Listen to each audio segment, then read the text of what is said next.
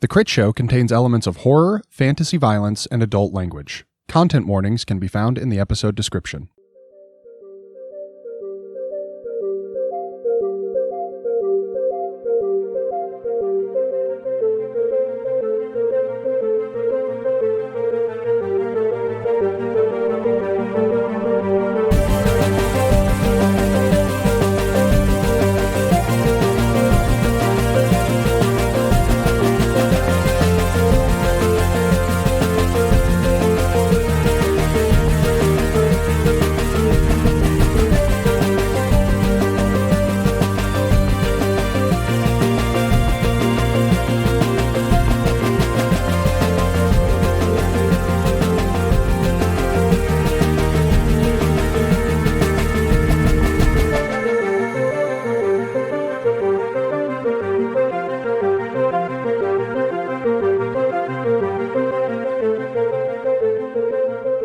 Hello, everybody, and welcome back to the Critshow, where we are playing the Clockwinders.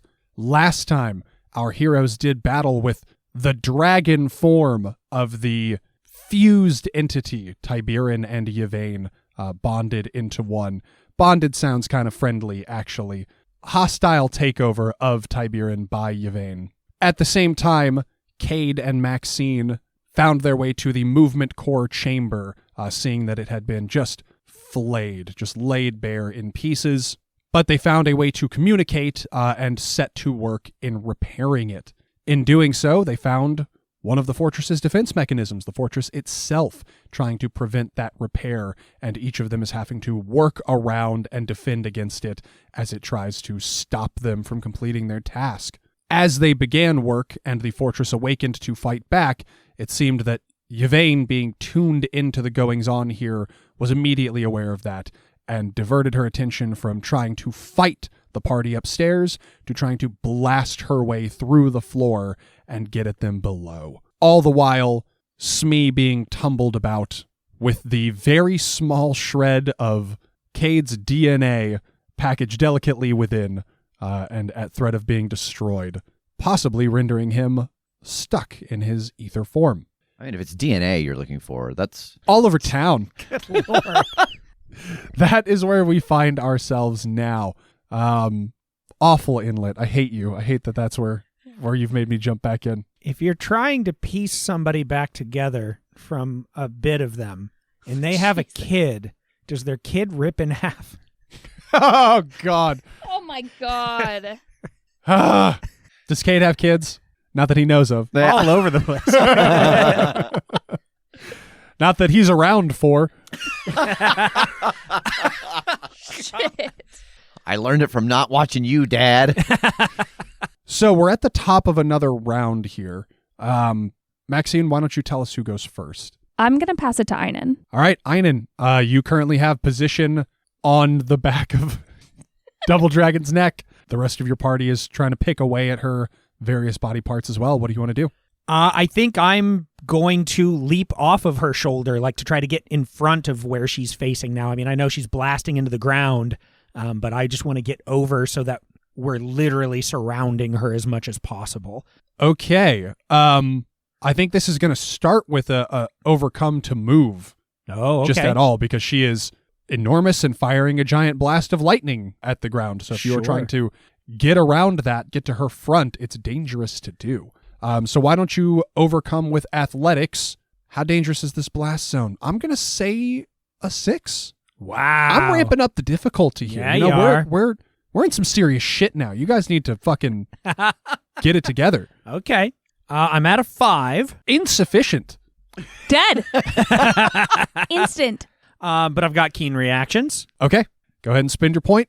That'll get you to a success. Having run down a bit of her neck and leapt off the front and, trying to avoid the blast radius, do I still have the ability to take a shot? Yes, that was your move, so you can still take action. Okay. I think I'm calling for Gimbal on this one again, 3, 2, 1. Okay. Yeah, I think Gimbal is on her back. He kind of took your position at the shoulder blades, so just he's firing one at the back of the throat at the base of the skull as you fire from the opposite side. Yeah, I literally I know she's focused on this, so I'm just dropping to a knee. I'm trying to ground myself, take a deep breath, and I just want to literally try to shoot into her open mouth. Okay. Take the +1 from Gimbal. That's a 7. She got a 3 in defense. That is not going to cut it. I am going to spend 1 just to reduce the severity of that hit a little bit. So I'm just going to invoke Ether Dragon form, that she is super sturdy. All right. Well, I didn't make 3 invokes for nothing, so I'm going to use my superior positioning. Okay. 4 shifts it is. Who's next? I want to know what Maxine is doing downstairs. Okay. Maxine, you see that component by component, Cade is besting this room. He is getting close to a point of having all of these in position for reassembly. From above, you feel a massive impact. Some of the stone from the ceiling falls and crumbles around you, and you can tell that it is not a deliberate action of the fortress. It seems like something has just blasted into the ground, and debris continues to fall away like it is persisting. What do you want to do? I am terrified that the ceiling is going to collapse and destroy the movement core. So I'm going to try to repair it, I think. I think I want to use my restoration specialist stunt. But is there a way that I can, hold it and make it an ongoing process? Like, as pieces crumble from the ceiling, they hit the ground and then they just go right back up and fuse back together? And just keep doing that as long as I hold it? I think this is going to take the form of a challenge. Oh, the okay. first to 3 victories between you and Yvain. A challenge. He materializes down here. I go where I am needed. Yeah, we're going to get a little bit wet and wild with the shifts between conflicts and challenges and whatnot here. Finally. Because you were kind of drawing her out of conflict and into challenge, but she might have to dip back into conflict if they keep fucking her up and she needs to fight back. So, let's have you roll your stunt. I think you are both going to be working against target numbers because your stunt has a calculable target number. I'll have to set one for her. Let's go with the roughly train car size. Like it's the floor up Large. there. Yeah, large. What are the damage tiers again? Light, moderate, heavy, and destroyed. Is the contest contested rolls, and whoever has the higher roll wins that, and then they get points towards the goal? Or am I thinking of the wrong thing? Yes, that's what I said challenge. I meant contest. We're doing a contest. It is the first one to 3 victories, and whoever rolls higher gets the victories. If you succeed with style, you get an additional victory. Okay. So you're both going to be rolling against something in the environment. So this is just going to be each of you rolling, and whoever gets the most shifts is the victor. Like whoever gets the higher roll is the victor. If one of you exceeds the other by more than 2, it's a success with style. It's an extra victory. Gotcha. So you can roll your lore. She's going to contest it with shoot because she's just trying to lightning blast through this floor. 5. 4. So you get the first of 3 victories. You maintain the ceiling overhead, repairing it as she blasts through. You hold for now. Are we going to do this back and forth until we have a winner, or are we still in initiative and I'm passing it on now? Let's move forward in initiative. And when her turn comes around, she will take the next round of the contest with you. Okay, I pass it to her. Okay, then here we go. Nice. She got a 5. Ooh, that's bad. That's a 3. Are you invoking anything to bump that up? No, I think I'll let that one ride. Okay, then it's 1 to 1. So Einon, you see that despite your onslaught, she's just bearing down. I think you can see that the ground she's blasting into, you can see it piecing itself back together bit by bit, as if Maxine's magic is working on it at the same time. Next will have to be the NPCs. Because of lack of options. You see them kind of pick up what you're picking up on, Einon. They see that she is just focused on the floor and that the floor seems to be fighting back. Roland runs over and positions himself between you and the lightning with the axe head up, reflecting off some of the lightning, kind of the spillover. You see Sevna start reaching out both of her hands and it's kind of like she's dragging a net toward herself.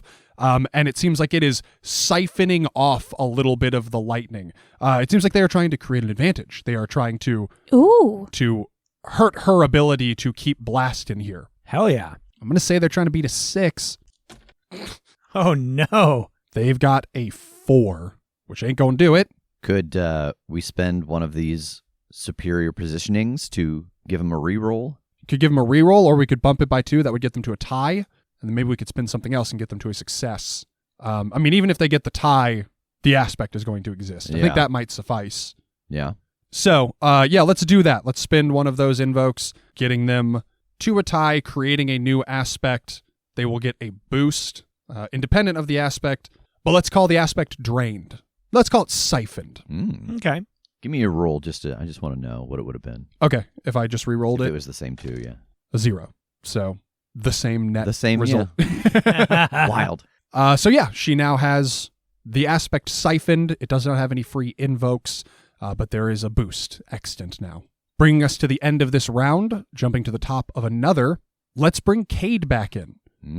Cade, you have managed to best the room. You have managed to get all of these pieces. And I think, like, bit by bit, it's gotten a little easier because, like, you get a piece closer, and then when it tries to snatch it away, you don't have to snatch it back as far. Yeah. So, like, it is still trying to lift pieces and take them away, but, you're just kind of like, stop it, you little shit. Like, you're able to just kind of bring them back short distances. It's like that art piece that was the robot that was bleeding its oil. Oh, that's so sad. It's Yeah. so good. I don't know what you're talking Oh, about. God, it's so good. It's a robot that has a little like scrapey on the end, and so it's oil that makes it run is like leaking out onto the floor, and its entire like function is to scoop it back in, and it like continues going, but like eventually some of it like it doesn't get it, and it just keeps doing that and trying to survive until eventually it shut down. Like when it first started, it had enough time to like scrape the oil in, and it would like wave to the viewers and do tricks and stuff. But then as it started to lose more and more, it got more frantic and frenetic till that's all it was doing, and then it eventually died. Now I feel sad for the room. Now I feel like the room needs a dub. Why don't you... Now I feel like the room needs to be full of blood to rejuvenate Yeah. it. Why don't you be the bigger person here? Listen. Why don't you just take the L? Let the room have this victory. It needs it. Art is painful and beautiful sometimes. Well, you got me there. Anyway, it is time to lock this thing together. I think that I am going to need a burglary roll from you to finish the reassembly of this movement core. This is as busted as they come, so we're going to call this an 8. Legendary difficulty. Okay. 8. But baby, I'm the mechanist. Okay, spend your point. That'll get you to a success. Whoa, double digits. Let's go. So, Maxine, you witness this. Cade, you lock all of these pieces back together, and all at once, just the fine details pop off. The latches flip that are needed to hold things together. The nuts screw themselves on that hold pieces together. Everything falls into place and fuses back into one cohesive mechanism, something that is greater than the sum of its parts. And all at once, there is a pulse that rockets out from it. It doesn't spin up slowly. It is not like anything you've seen at any of the other movement cores. Up in the Great Hall, Einon, I think you kind of see the other side of this. It is like the water level in the ether well, like drops suddenly all at once. And from an outside perspective, it's like these two things kind of hit each other. They meet halfway between point A and point B, and there is a shockwave that rockets throughout the Forgotten Fortress. All of the extended brickwork in the movement core chamber that is trying to fight back is just broken where it meets the surface it's coming from. Just the columns extending from the ceiling and walls fall inert. They cannot recoil. They are just broken and collapse. The ether well splashes back in from all sides of the circle, and you see a reverse waterfall, just this cascade at the center, shoot up into the air and then come back down. And Yvain's breath seems to catch. The lightning stops. She sees that well. She feels that pulse. And you see her eyes go wide in a panic. The movement core is operational, and whatever it does to purify, whatever it does to filter, is in full effect, which means that she is no longer protected. Who do you want to go next? Einon. I watch all of this with wide eyes, and certainly her reaction to it. Well, I know a cue when I see one. Who all here has shoot? The dragon does. Roland does. Sevna does, Gimbal does, and Armalus does. Hot damn. Then again, I'd stay down like having taken a knee and get an arrow ready and just start shouting orders. Gimbal, Armalus, aim for the wings. Sevna, go for its throat. Roland, the eyes. I'm putting one straight into her mouth. And someone roll the fucking ads. God damn it. All right, give me your shoot roll with a +4. One from each of the people that have shoot. She is going to try to defend with athletics. She finally bats her wings and tries to take to the sky. Well, Ooh. not the sky, but Yeah. what space exists within the Great Hall above the ground. 12. Christ. Okay. She got a 4. Just for the sake of it, superior positioning, and for the hell of it, experienced hunter. No boogeyman. Oh, Oh. that makes it a 16. 16. Can you take a 16 I can't- shift hit? I can't make up 12 points. So that is a 12 shift hit. I have 2 fate points left. I'm going to invoke Ether Dragon form, her powerful carapace, to resist this damage. Uh-huh. I am also going to invoke Ancient Force of Ether, Ooh. because by God, if nothing else has felled her, you're not about to be the one that does it. She's been here a long time. And then she's still got a boost over on the NPCs for a tie. Oh, so do I. We have the boost from the siphoning thing, right? Yeah. Okay. So, So 18 is where I've topped out here. okay. Those just cancel each other out. The 10. boost. Yeah, she'd be up to 10 if she spent her boost. So 8 shift hit. 8 shifts.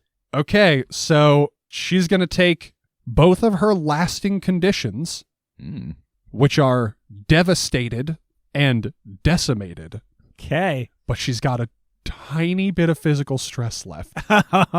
It just occurred to me it's interesting that the aspects are the dragons, not the mines.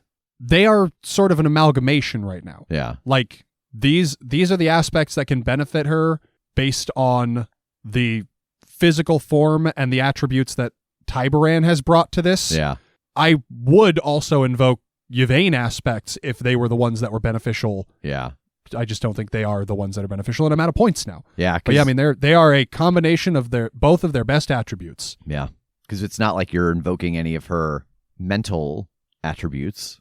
Like, everything you've done has been all of the physical stuff for the dragon. Yes. And then, yeah. Yeah, because she's enduring arrows and axes and shit. Yeah. Yeah. So yeah, she's got just a wee bit. She's got 2 points of physical stress left. Are you out of fate points? I sure Einon? am. And I'm going to throw it to Wazine. Bring it home, little man. Bring it home. It started with you, it ends with you.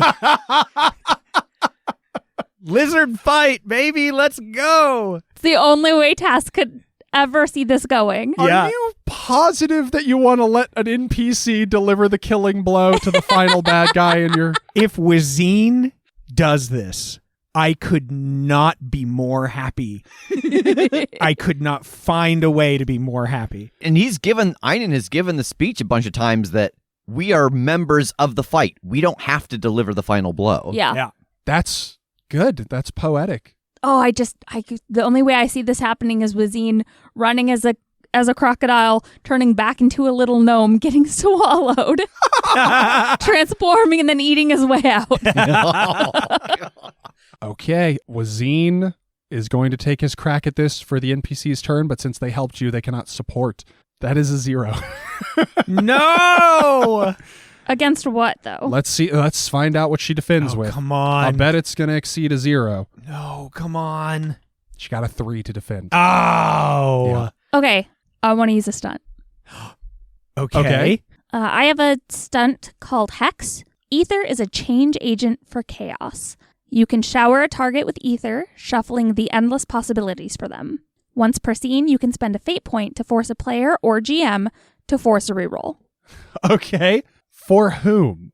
I think Wazine. I think I'm still holding this restoration on the ceiling. I don't know exactly. Like, I'm watching Cade fix the movement core, but I don't know what's happening up there. So as she is distracted and stops blasting the floor just repairs because there's nothing contesting it anymore. And I think that ether just continues through the floor and just kind of showers everyone up at the top and gives Wazine a little bit of like maybe I try this way. Okay, let's re-roll for Wazine. Okay. All right, that went from a -1 to a +1 on the dice. Hey! So he has a 2. So if we were to use one of her conditions... Yes? You're going to use the free invoke on one of her conditions? Yes. Yeah, the one that's delicious. That's what Wazine cares about. Delicious. Devastated or decimated? No, delicious. Delicious. Delectable. Yeah. Okay, that will create a 1-shift hit, and all she has left is a 2-point stress box that she has to take that 1 hit with, which brings her to nothing. Yeah! Wazine! Oh! Wazine bites down on her tail, and no, Wazine runs up, bites down on her tongue. And Wait, is he a gnome or a crocodile? yes, he's just shifting back and forth rapidly and just shaking his body like a furious chihuahua. And it's not very much, but it's just enough that she just can't take it. It's just like the straw that broke the camel's back. She cannot Devastated is taking on a new meaning. I can't Dies from believe- embarrassment. emotionally. The dragon collapses, falls over sideways with a thunderous impact on the floor of the fortress. It shakes some of the debris loose from the ceiling on the lower floor again. You guys are dusted. And you feel that haunting presence kind of take effect again. You feel that like stifling weight just in the atmosphere of this place again. And Cade, for a moment, again, you are not alone, but like when she dove to adopt the form of the dragon, you feel it being siphoned in one direction towards the movement core. You can feel that what exists of Yvain in this form is being drawn in like a whirlpool. But the same seems to be true for you. You exist in the same form as her in this place that can no longer abide that, and you are being pulled towards the movement core. You did it! Inside of Smee. Oh God, I'm being drawn into the movement core. Inside of Smee. Go look inside Smee. Oh my gosh! Okay. And I just run over to Smee and open him up, and I'm like sifting through the fireworks, and who? What am I looking for? There's a vial of my blood. A vial of your blood? Yeah, Why do you have vials of blood just hanging around in Smee? That seems so unsafe. for this exact reason. Oh, it's part of you. Yeah. Okay. Time's a factor, Maxine. I'm searching for this vial of blood. Yeah, you see it. It's actually a little bit cracked. It is wrapped in a white cloth, but you see a little bit of red staining on it. I'll unstop the bottle. Oh, I hope this works. And I will hold the vial in my hands and try to restore Cade. What does that entail? I mean, we've had too long of conversations about what it means to heal someone and use, this idea of restoring a damaged object. I was able to heal the Minotaur by focusing on, what was left of him and rematerialize the parts that were no longer there. And that's what I'm doing here is I'm holding the vial in one hand. I think I've got the other hand on Smee. I know he's not still kind of like a conduit, but he's the closest thing I have to Cade here right now. Even though I'm holding a vial of Cade's blood, Smee is still the closest thing to Cade as a person that I have left. And so I'm just thinking about the fact that he's here. He is in the air somewhere. He's in my head. I can speak to him, and that means he exists somewhere. So if he can exist there, he can exist where I want him to. Okay. So this is going to be person-sized and destroyed. Whoa. Yeah. What? So trying to beat a 6. Sort of vaporized, don't you understand? 7. Okay. You channel ether through this vial and you see the particles of blood, just like droplet by droplet, kind of rise up out of it. You see ether joining yours coming off of the movement core Upstairs, you see ether spilling over the edges of the well and running across the floor, seemingly seeping through the cracks between the stones and emerging from the ceiling above Maxine. And all of these particles, all of these forms start to congeal into a shape that takes the form of a humanoid, this red and green and purple shifting form that moment by moment solidifies until Cade is standing in front of you next to the movement core in all of his corporeal glory. Oh, you did it. You did it. Are you back for real? I poke him in the face. I come running down the stairs and just launch myself at them and pick them both up in just one in each arm. You're back! We did it! Wazine slew a dragon! Cade, you're very nude. Do you have any fate points left? You could spend one to make that true. You know, if I had a nickel for every time my corporeal form was reformed in a show that we have done and my character found himself naked, I'd have 2 nickels. It's not a lot, but it's odd that it happened twice. I had the visual when you say you ran down and threw yourself at both of them, that you run and you just jump and turn horizontal and just barrel through both of them like a log. Like when a solo wrestler has to take out 2 wrestlers. Within stole my kill. I need to get one. Yeah, I'm back. I push him. What were you thinking? Jumping into that well? How did you even know it would happen to you? What if you had just gotten evaporated and we never ever had you here again? I realized that saying the ether told me I'd be okay is probably not the best explanation, but at this point, it kind of gotta believe it. It's the kind of gamble I can respect, and I'm very upset with you, and so very proud. The remainder of your party come shuffling down the stairs, Sevna and Roland in the lead, and they all kind of take the room in and take you all in. Sevna says, "Did we do it?" Yeah. I look at the movement core. It is operational. You can see that it is pulsating with the light and energy of ether that seems to just be remotely pulled into it and forced remotely back out. There's a filter in there, and, she was an impurity in the ether, and she got filtered out. That's maybe the kindest words we could possibly muster for her passing. You see Sevna does, shake her head kind of sadly, kind of solemnly. It's not the fate that I would have chosen for her, but she selected her path. Yes, which we must do now. Phase 1 is complete. We've got a lot of work ahead of us. A lot has been sacrificed to get to this point, and it can't possibly be in vain. With us working together, the way we just did, there's no doubt in my mind that we can literally move worlds. Let's jump forward a few weeks. We find the 3 of you back in Sun's Edge, back at the Dawn Palace, at a conclave of sorts. It is all of you, it is Forbin and Hector, the Rolands, Magnificent and Black, Sevna, Abzu, the Council of Matriarchs. You've even negotiated Karuk away from his labyrinth. Wow. And you're here to discuss the future.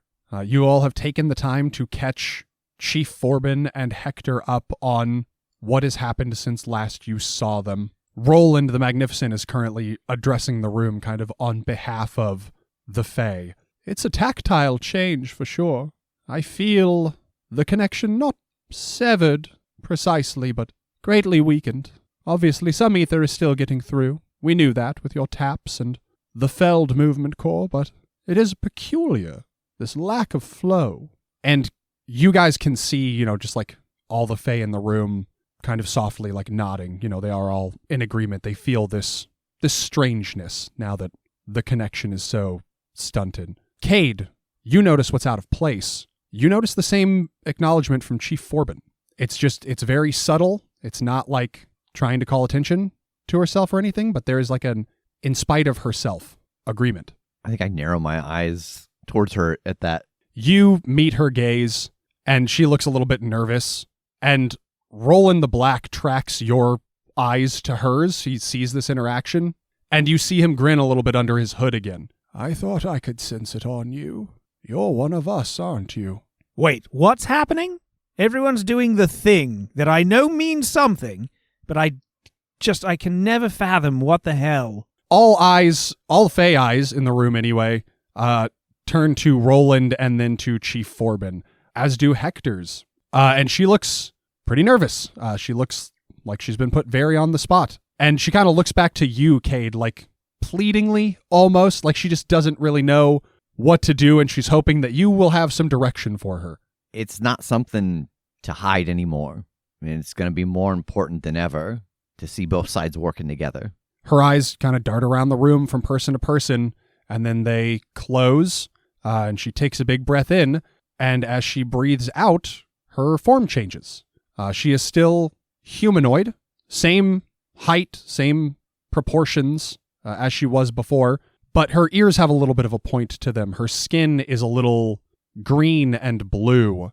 Her nose is kind of less pronounced, more like flattened to her face, but she is visibly non-human. Looking at her, is it clear that she's Fae, or could she be a hybrid? Why don't you give me a lore roll? Trying to beat a 4. 8. Good God. You succeed with style. You recognize that she is a changeling, which is something you've only read about, something that most people have not laid eyes on because their whole deal is to take a different form and not appear as a changeling. But you've always heard tell that certain humans are replaced at birth with Fey changelings, and they are raised and live as humans, but they know what they are. You'll find no judgment here, and Cade's right. I think you're a great example of somebody who has both perspectives, and we need all the perspectives we can get. I know that the flow of ether is dampened right now, and that can't feel great for everyone who relies on it so heavily. So not only do we need a solid plan in place, we need a solid explanation. All of Cadvini is going to have to be on board with this. What comes next is kind of two different projects at the same time, and once they're both completed, assuming we can do them both, people are going to have to move for a while, but then the worlds will be reconnected the way they used to be. And I think I gesture at Einon and Maxine. If you each want to explain to them what we talked about, what each side of this looks like.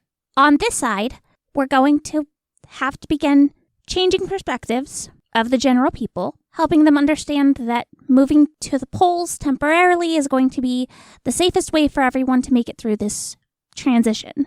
That's going to take a lot of coordination, fixing the rails, adding on to them to make trains be a better source of transportation to the poles, figuring out how to undo what Clockwinders have been doing to the movement cores for ages, as well as tracking down the others, so that once the planets do align, we can open up that pathway and maintain it, sync the worlds back up. Of course, all of that is contingent on sending a team through to Chimeran and gathering information.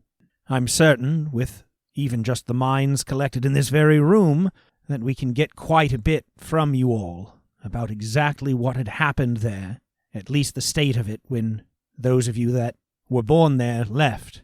Our people abandoned you. They cut your world off, leaving it for dead, and we do not intend to repeat that mistake. We, of course, cannot promise that we'll find an answer, but we can promise that we'll try, that we'll work alongside you to go through, find answers, and do everything we can to fix what is happening there. That's why we've gathered all of you here. Between Karuk and Roland the Black, we think we can get a good pinpoint on where the other movement cores are located. And between Roland the Magnificent and Wazine, we think we can open up a door to send a team back to Chimeran. There are murmurs and nods of agreement throughout the room. Chief Forbin says, "We'll be happy to provide equipment, resources, whatever you need towards either of those projects. We've got a good number of able bodies now. Once again, the Dawn Palace is, well, bustling might be a little bit of a stretch still, but we're getting there. But we've got people that can help able hands and plenty to keep the other movement cores attended while you work. If there's one thing Kedvini is good at, it's surviving.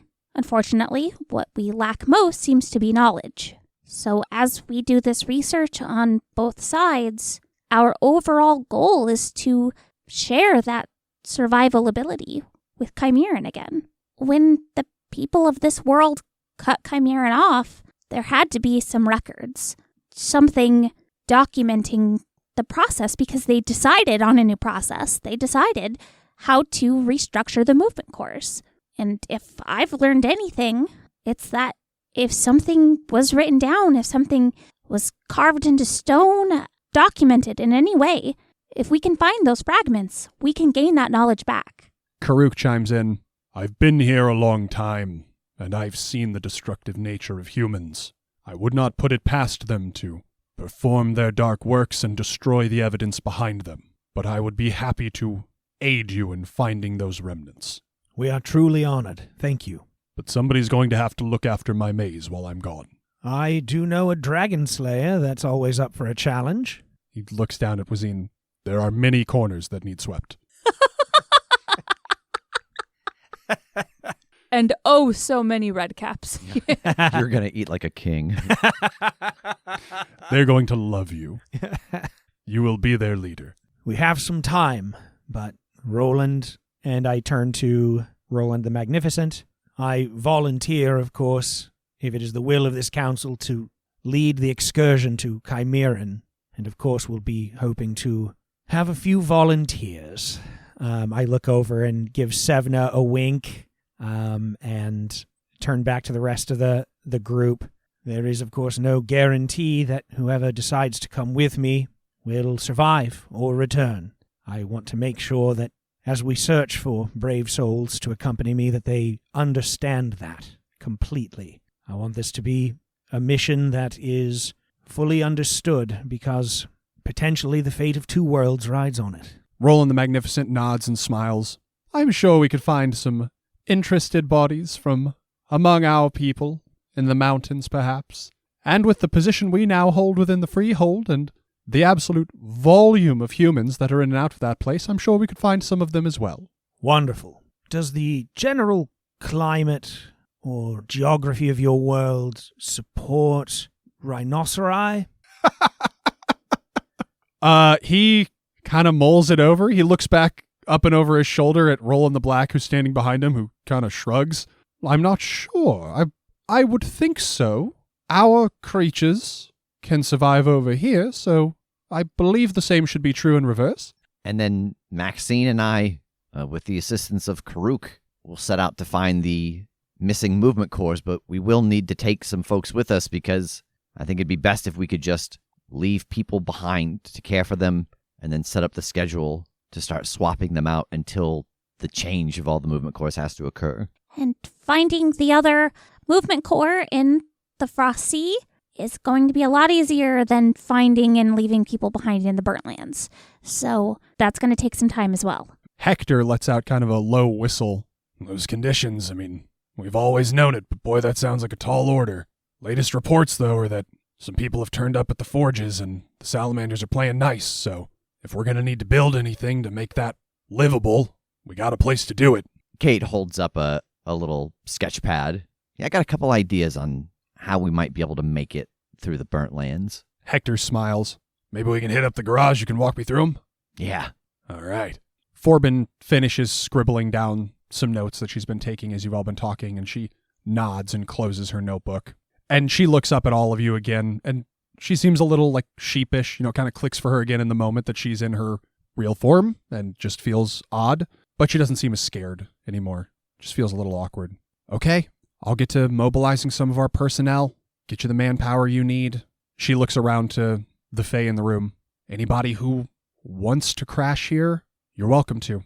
We can set you up quarters. If not, we can be in touch over distance. And you see them all kind of look at each other, and Roland the Black steps forward and just gives a silent nod. And Forbin says, right on. Well, let's get to it. We got 2 worlds to save. Marvelous. I'll go give her a big hug before I walk out. She returns it. Blue looks good on you. Thanks. I'll honestly haven't even seen myself in this form in a long time. She's kind of like holding her hands out in front of her and looking at him, turning them over. I hope we get to see more of it. She gives you a nod. And I'll head out. I think I'm going to go track down Everett. Okay. As everybody leaves the room, you swing the doors open. You find Everett actually sitting on one of the benches across the hall outside the door. He is kind of like tapping his toe on the ground. He seems like he's a little bit nervous, but he looks up at everybody as they're leaving and meets your gaze. You always were a better hunter than I am. You tracked me down before I could you. Oh, goodness, no, I wasn't tracking you so much. I knew that there was a bit of a to-do happening, and Forbin has been a little bit cross with me and the rest of us that you assigned to guard duty, so I thought perhaps I should be here and make myself presentable for her sake. Ah, I see. I assume on account of the bit of the jailbreak? The escaped witches, yes, Yes. on that account, for sure. I see it. I see the vision that she might be having of irritation. I assure you we did our best. I have absolutely no doubt. But I simply am not much of a jailer. If you'd asked me to follow them once they were free, I figure I might have done better, but... That was an option and you didn't... I was wounded. I chuckle and... I was literally grievously wounded. Look, he lifts up his shirt, and there's just like a fucking Frankensteinian stitch. No, not really. Oh, God. He only has half his ribs. But he got him removed as an elective procedure.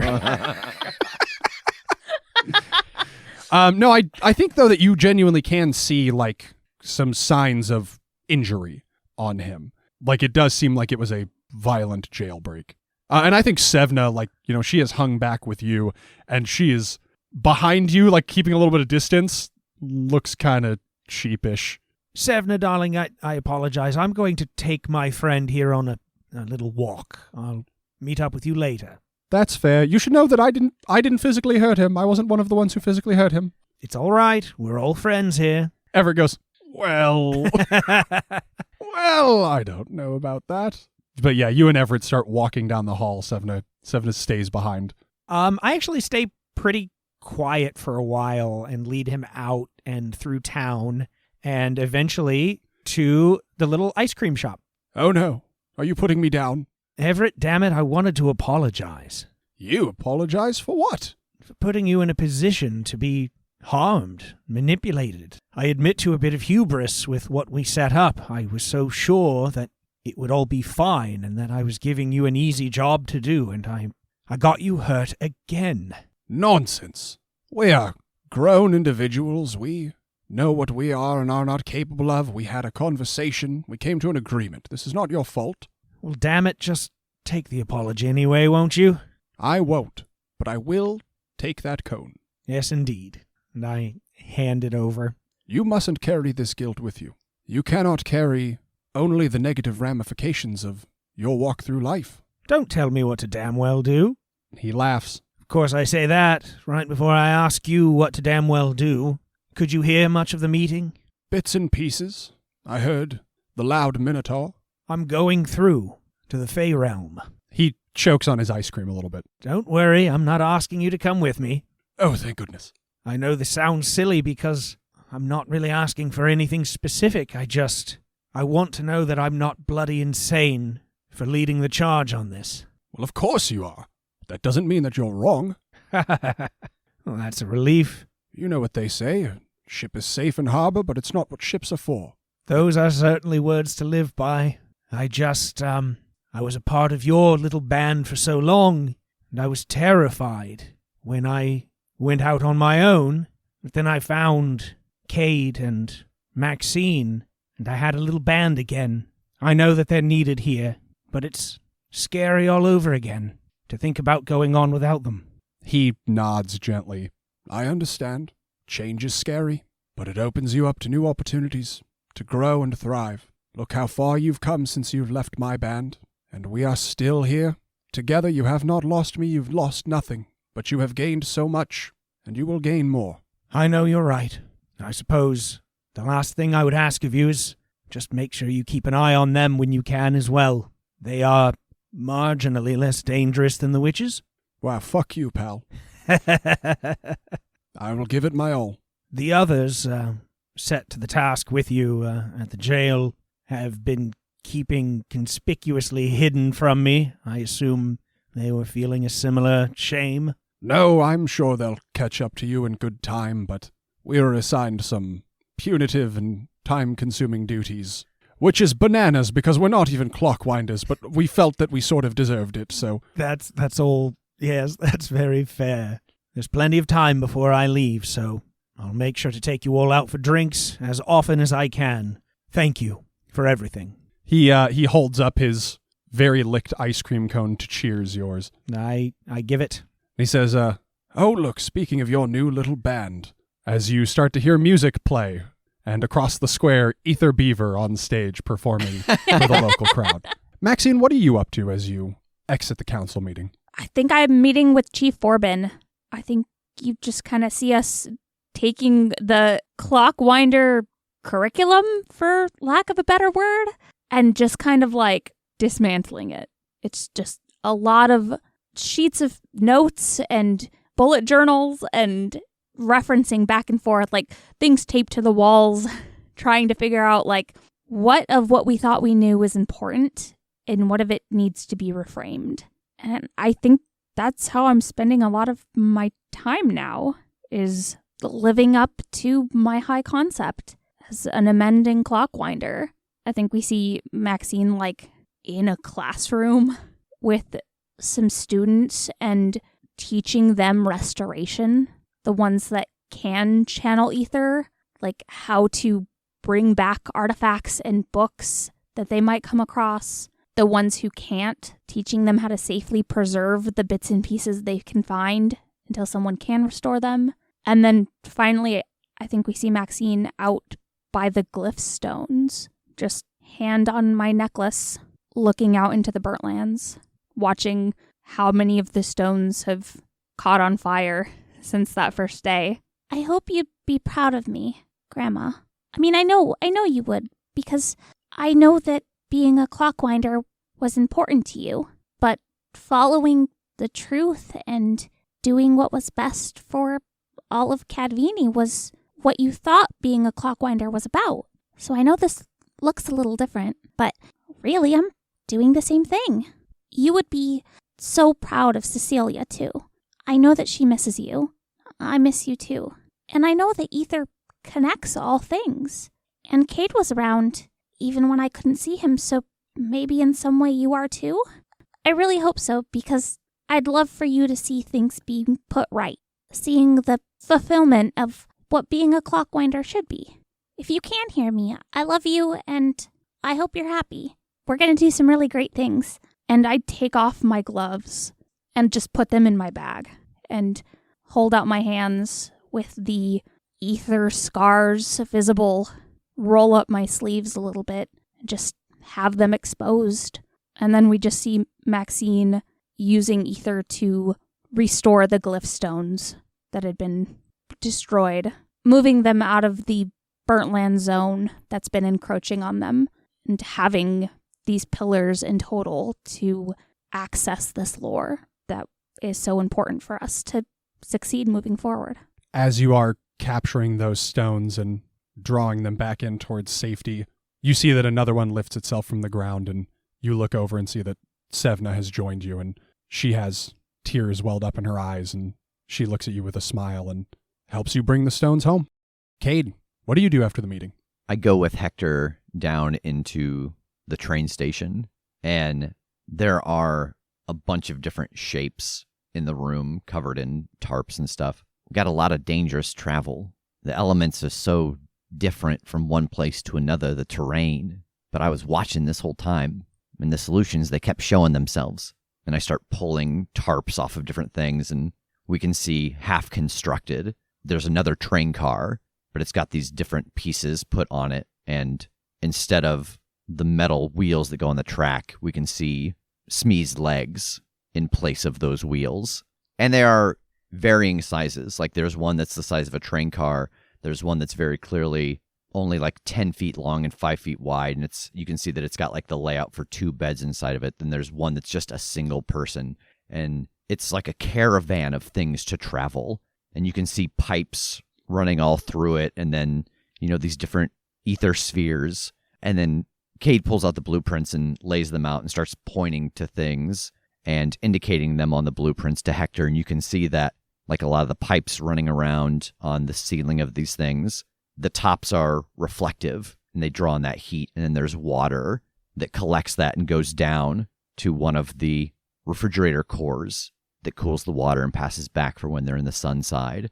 And then you can see that there's another one that has a similar core to what is inside of Smee, where it heats up and it sends that water through the bottom of the train car for when they're in the frozen lands, that it is making an environment inside that is survivable. He's got his hands on his hips and he's just kind of looking up at all these and nodding, and he looks over at you with a smile and claps a hand on your shoulder with pride.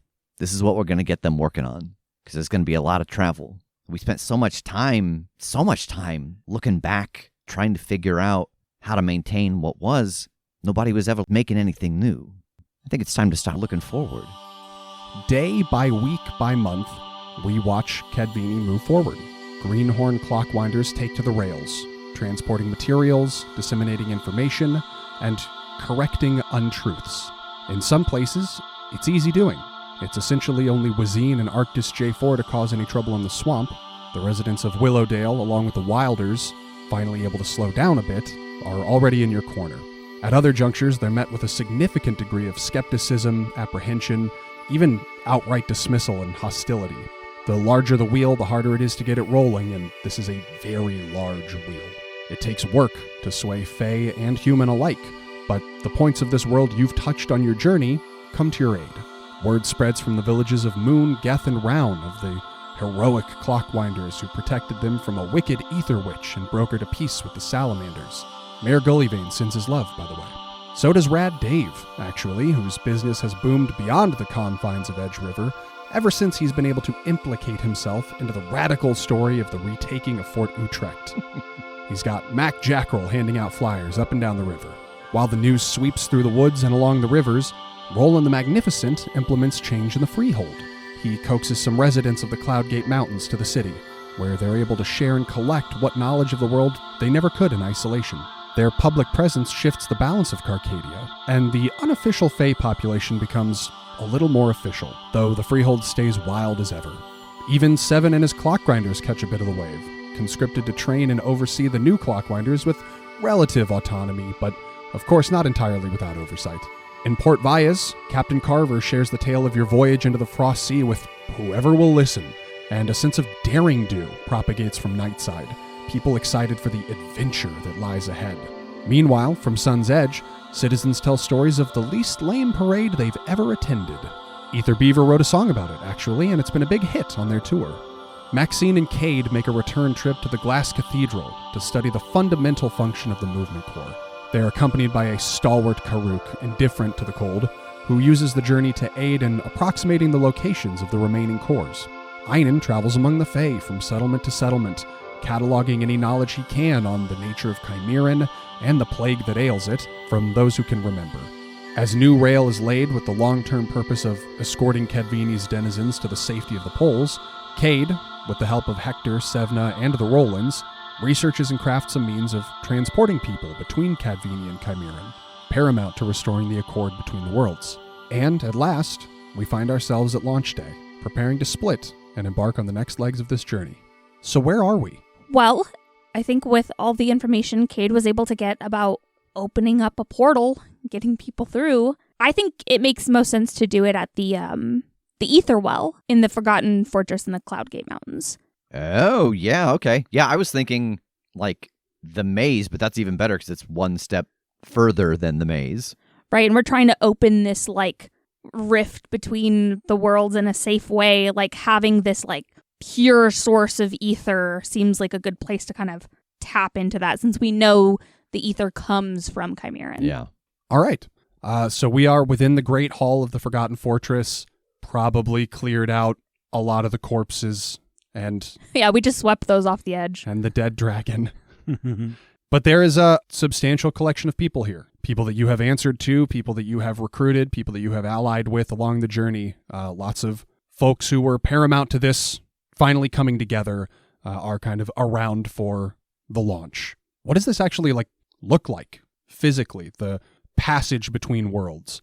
I think that it is very similar to the device at the Crystal Palace. Like, it is something that was built that when activated moves into place, but otherwise it is not obscuring the well. I imagine there's like this big ether crystal on an arm that like moves into place above the well, so the energy kind of channels into it, and then from above, like this metallic door locks into place and the door opens up and there's an energy inside of that. But then when it's not time to pass through, those two pieces separate and move out of sight. So, Karuk, the Rolands, Abzu, a lot of these senior Fae that you've met along the way and that are privy to or involved with this plan are here, and they seem eager to witness this. They seem eager to see home again, even if it's just for a second through a doorway. And a lot of your human allies are here too, similarly eager, but for different reasons. This is something they've at best heard about in myth or imagined. Everybody's just psyched to see this pop off. Everybody's excited to see something that they've never seen before or haven't seen in a lifetime. Hector stands at the console off to the side and looks over to you, Cade, and gives like a questioning thumbs up. I nod. You see him turn a dial and pull a heavy knob. There's a metallic chunk as these pieces start to move into place. The crystal aligns itself over the well, and some of that gravity lift effect from below extends through the well into the crystal, which illuminates. And from behind it, a door swings into position underneath, slotting itself into place along the edge of the well. And for you guys, at least, there is sort of a familiar sensation in this place. You feel like the ether humming through the frame of that door, of that gate, and it's emanating throughout the facility. You can just feel that touch of ether hanging about all around you. And you know that the door is active. It is live. On the other side is Chimeran. Cade looks around at all of the gathered people and up at the door, and then moves over to Smee. And I think the thing that we notice that's different about Cade is on his belt is a fairly large ether crystal, like hanging there. It has a glow to it. It's unclear if like he's pulling something from it or he's putting something into it. But this just kind of goes into the idea of, I think Cade's trouble has changed. He, having been one with the ether and then recreated, like the Fae, like he requires access to it now. Like if he was in a place where it didn't exist, he would get sick. Addicted isn't the right word, but it's like water now. He has to have access to it. And he moves over to Smee and kind of looks back again over his shoulder at Einon and Sevna and some of the other people gathering up with all of their gear. So I think for a little bit, our mission's going to take us on a different path. I know we've been together for a long time. You have been with me since this began, but I think you need it elsewhere right now. I think you need to go protect Einon. Where they're going, it's real dangerous. We don't know exactly what to expect, and I know that I'll feel better if you're with him, because I know Maxine and I felt safe when you were around, and I think you'll make Einon feel safe, and I think that we'll feel safer knowing you're out there helping the people we love. But I've had a little something extra inside of you. I was working with Sevna, and your light, when you glow it, I noticed you can turn it to the heat and to see the ether. There's another setting in there now. When you change it to that, you can reach me. You can talk to me. I'll hear it right here. When he points down to the crystal on his hip. So it's going to seem like we're far apart, but we're not. You reach out to me anytime and I'll be there. Doesn't matter the time of day or night. I'll get to you as soon as I can. He leans forward and gives you a nuzzle, which almost knocks you on your ass. And he skitters over to Einon. I am just like giving Einon a huge hug. I know that this is all a part of the plan, and I know it's important, but gosh, does it feel wrong to not be going on an adventure together? I was thinking the exact same thing. When I started all of this with the Clockwinders, it was just an excuse to venture out and learn about the Fae, and now thanks to you, I'm able to learn about them in a manner that no one, well, no human at least in living memory, could possibly know or learn or experience. I started this thinking that I was some sort of father figure to you and Cade, that I was going to take you out under my wing and show you things. It's just laughable at this point, isn't it, how much you've taught me? It's not laughable at all. Are you serious? You've shown us so much about everything that you know and how you can implement it. And, well, you've made me braver and more willing to take risks and keep going even when the odds seem like they're not going to work out in my favor at all. And I used to really take that into account and know how to back off. And you've just taught me that it's worth it. It's worth it to keep going, to get the answers, to get the truth. And I'll never be able to thank you enough for that, Einon. Believe me, from experience, courage cannot be taught. All I did was be irresponsible enough to force you to face it and learn it for yourself. Yeah, you're a pretty great teacher. Thank you. Yes, thank you. Will you promise me one thing? If I possibly can. Don't lose your journals. Write down everything you see so you can bring it back and we'll have a recorded knowledge of so much more than we ever thought we could. That is certainly a promise. Speaking of which, and I take the journal that I've been working on through everything we've done so far and hand it to her. This cannot be lost over there. Please, keep it safe, make copies, whatever you want to do with it. It's everything we've done. This is incredible. Thank you. I can't wait to see what new things you discover and also just what you think about them. Your perspective on so many things has opened doors of investigation I never would have thought possible. So your journals specifically, I think are going to play such an important part in bringing the worlds together. I can't wait to pair this one up with whatever you bring back. I'd like to tell you I'm excited to learn, but I'm also just as terrified. And as Smee walks up, I gesture for Cade to join us. I think the reason that the three of us worked so well is because we approached our job with an air of curiosity instead of judgment. And I am relieved that the two of you will be leading that same ideal here as this operation unfolds. I pat Smee. I'm going to be asking a lot of questions. I will be using this liberally, so I won't feel quite as disconnected as it seems I might. Yeah, so long as everything we worked on together still holds out across the way and there's no reason to think that it won't, that communication should be open and, well, we're just a click of a button away. And we're certain about going through this doorway isn't going to make me into those articulate particulates? Oh, yeah, the crystal and the way that it refracts the energies and the lights, it should stop that breakdown. Yes or no is just really what I'm... yeah. Pretty sure. The squirrel did, no problem. Good enough for me. I mean, I guess. I assume he's over there. There's one convenient squirrel just fighting for his fucking life over there. We tied a rope to a squirrel, and he ran through, and then we pulled him back, and he seemed fine. He had antlers, but he was fine. Yeah. I throw my arms around Smee. You be careful over there, okay? Oh, I'm gonna miss you, buddy. Sevna, just don't. What? You know. I would never. Good. I'd look at her, and I say, Keep them safe, please. She gives you a solemn nod. Don't worry, babe. I'll do everything in my power. I pull Cade and Maxine close again and just squeeze them. I love you both so much. Lead them well on this side, and I'll do my best over there. And I'll kind of turn and address the crowd. Certainly I don't have to lay this out. This is either going to be a very short trip or something far more arduous, but I will bring back anything that I possibly can. Don't wait up. And I will sling my bow over my shoulder and grab my pack.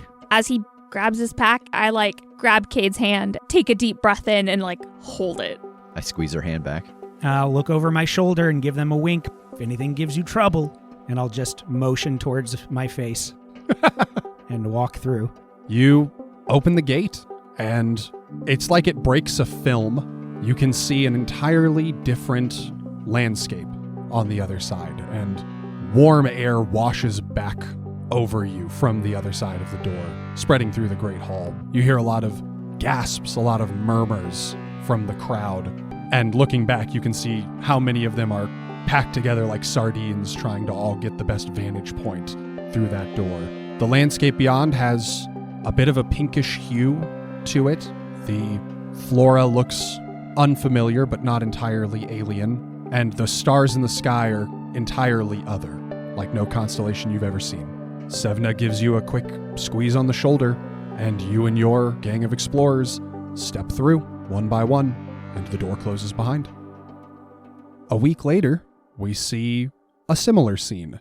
Cade, Maxine, and their party gathered on the very sunward edge of Sun's Edge, getting ready to mount their voyage into the Burnt Lands. Look, Cade, I know it's kind of a ways out of the way, but I'm just saying, I found some texts recently that indicate legends of this giant skeleton of some beast that is hiding a treasure, and I think if we make it to the movement core, and obviously if your train cars hold up, it wouldn't be that much of a detour to go check it out. Well, okay, the train cars are gonna hold out. Karuk and I have put them through rigorous testing. We've been out to the Burnt Lands a couple times, not far, but enough to get the heat on them. The systems are all working correctly. What do you mean by treasure? I do like treasure. Well, the texts were fake on that, so it could be really anything. And obviously, we have no way to determine whether or not these accounts are complete myth or based on some truth or where they even came from in the first place, because this is not an easy place to traverse. I'm not opposed to it. I think that it's a worthwhile detour so long as we head that way, we don't see that there's like a giant flaming river or something that we got to cross, because that I don't know about. I am going to beg the two of you to maintain a modicum of focus, please. Oh, what were we talking about? Hector sighs. It's time to go. If you guys don't wanna, I guess that's fine, and we can get some other people. No, okay, Cade. I jump up into one of the two-person trolleys, and I hold a hand out for Maxine. I grab it, I jump up. No, we're good, we're ready. Next to yours, you see Karuk step up into one of the larger, like, personnel carriers, and you watch it sink 8 inches closer to the ground as he does. And he helps up the remainder of your party, your recruits, your apprentices who are coming along. Yeah, and I think as it sinks down, we see that, like, on the legs, little platforms unfold to make the base of each foot a little wider. All right, it's going to be bright out there. And I reach into my pocket and I hand Maxine a small package. I didn't get you a gift. That's okay. I open it. It is glasses, but they're tinted dark. Hell yeah. I put them on. Ah, you look so fucking cool right now. Thanks. I'm nervous. Are you nervous? Yeah, but I'm also excited. Well, yeah, obviously. Adventure in front of us, and my best friend beside me. Yeah, and I got your back. And I got yours. Cade turns the ignition, and the rest of the fellowship follow suit, activating their trolleys. One by one, they whir to life and elevate themselves a little bit higher. Hector gives a couple of pats on the outside of yours and steps back, giving you a familiar thumbs up, and your procession marches off towards the sun into the Burnt Lands to chart worlds unknown.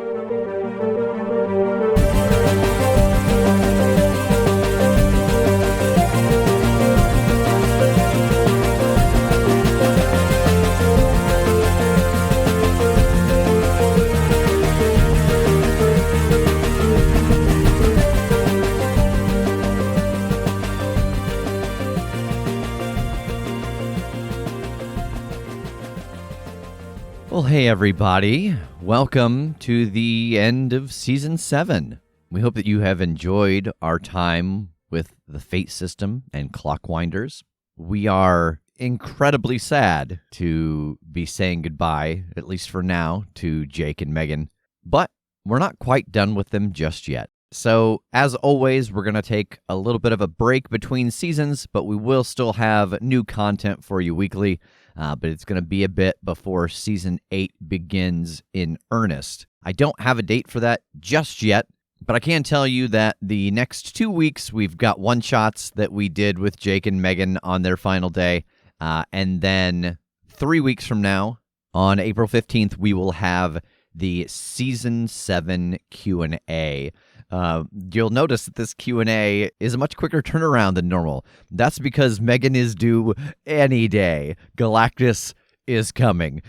So, with that said, if you've got questions about Season 7, the Clockwinders setting, Fate, the characters, whatever you've got, you can send those to us at thecast@theCritshowpodcast.com. You can send them to us on social media, or you can drop them in the Clockwinders channel in our Discord. we need those questions by Friday, April the 3rd.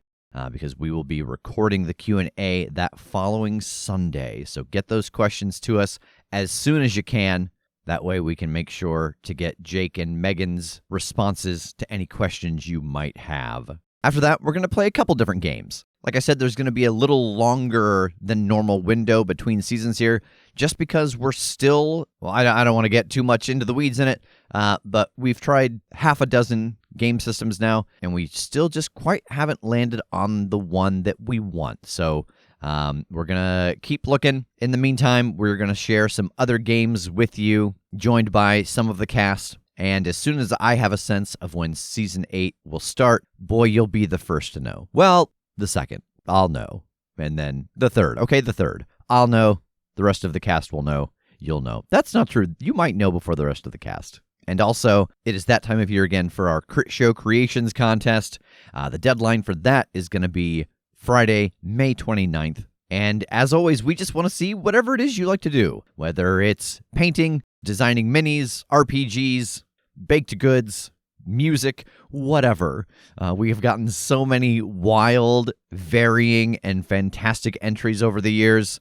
It's just whatever it is that you like to do. Submit that to us either through social media or at the cast@theCritsHowPodcast.com, or if it's a physical thing you'd like us to have, you can send it to us at our new address, which is on our website, but it's also Critshow Studios, 5255 Winthrop Avenue, Suite 100, box number 115, Indianapolis, Indiana, 46220. So get those to us by May the 29th.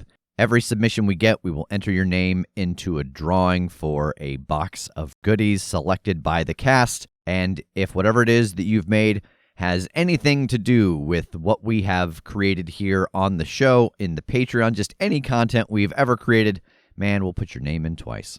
So again, thank you so much for joining us for Season 7. We send all of our love with Jake and Megan on this new adventure. And we will see you next week. The Crit Show is a Critshow Studios production, edited and produced by Brandon Wentz, with music by Jake Purley. You can find more information about us at thecritshowpodcast.com. To keep up to date with upcoming live shows, contests, and other special events, follow us at The Crit Show on Facebook, Instagram, and Twitter. For even more weekly content, join us at patreon.com/thecritShow.